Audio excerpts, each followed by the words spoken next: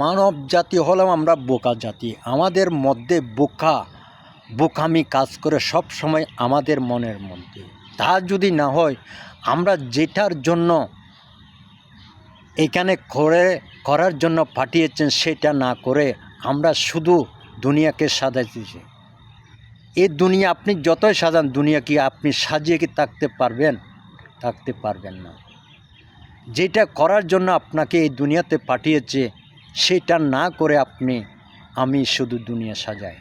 আসলে এই দুনিয়া আমি যত সাজাই, কিন্তু এই দুনিয়াতে আমি থাকতে পারবো না। এই দুনিয়ার থেকে একদিন আপনাকে আমাকে বিদায় নিয়ে চলে যেতে হবে।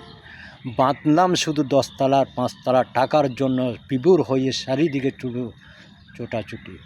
কারো মাথায় বাড়ি, কারো মাথায় বাড়ি দিয়ে কারিগর সম্পদ অর্জন করে 10 তলা 5 তলা বিল্ডিং করে গেলেন 200 বছরের গ্যারান্টি দিয়ে। কিন্তু আপনি কি বাঁচতে পারবেন 200 বছর?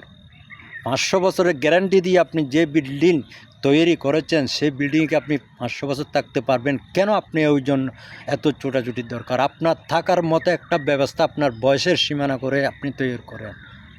সেটাই হবে আপনার বাস্তব জীবন, সেটাই আপনার রবে খুশি হবে আপনার জন্য। আপনার আইডিয়া থাকবে যে আমার 70 বছরের জীবনের জন্য আমার যে একটা বাসস্থান প্রয়োজন, আমি সেইভাবে একটা বাসস্থান তৈরি করব। ওই 70 বছরের জীবনে আমার ছেলে মেয়েকে আমি এই বাসস্থানে রেখে যাব। এবং তারা যদি বড় হয়, আপনার ছেলেমেয়েরা তাদের বাসস্থান তৈরি করবে। এখন আপনার ছেলেমেয়ের জন্য আপনি এত তাড়াহুড়া করে 500 তলা 10 তলা বিল্ডিং করে দিয়ে যেতেছেন।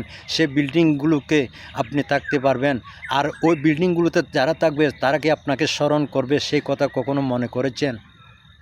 আপনি যখন আজকে বিদায় নিয়ে মাটির কবরে চলে যাবেন, 1 দিন 2 দিন 5 দিন 6 দিন 1 সপ্তাহ 1 মাস পর 1 বছর পর আপনাকে আর কেউ মনে রাখবে না, আপনার কবরের পাশেও যাবে না।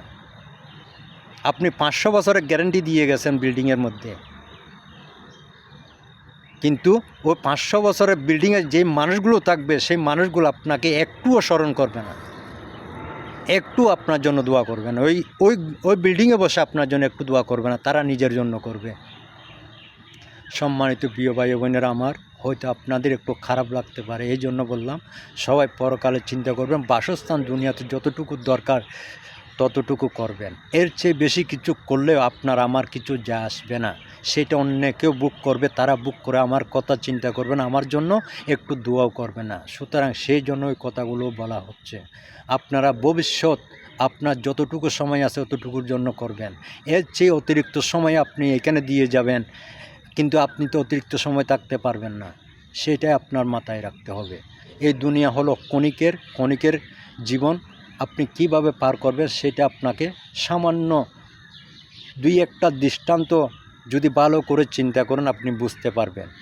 এর চেয়ে আর বেশি কিছু লাগে না। আপনার এই দেহ, আমার দেহ, আপনি যত চেষ্টা করে আমাদের এই দেহ শক্তিশালী আমরা টিকিয়ে রাখতে পারবো না।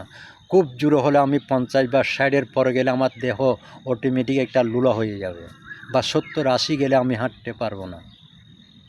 এটা আপনার মধ্যে আমার মধ্যে রাখতে হবে। শুধু আমি ছেলে মেয়ের জন্য শুধু খোঁজাখুঁজি দৌড়াদৌড়ি করে বাড়ি দিয়ে মাথার বাড়ি কারাকারি করে সম্পদ অর্জন করে রেখে দিলাম।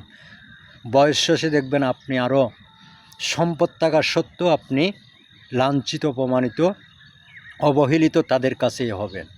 প্রিয় ভাই বোনেরা আমার, সবাই বোঝার চেষ্টা করবেন। যতটুকু দরকার ততটুকু করবেন, অতিরিক্ত করে কোনো লাভ হবে না। কারণ অতিরিক্ত সময় এখানে আপনি থাকতে পারবো না।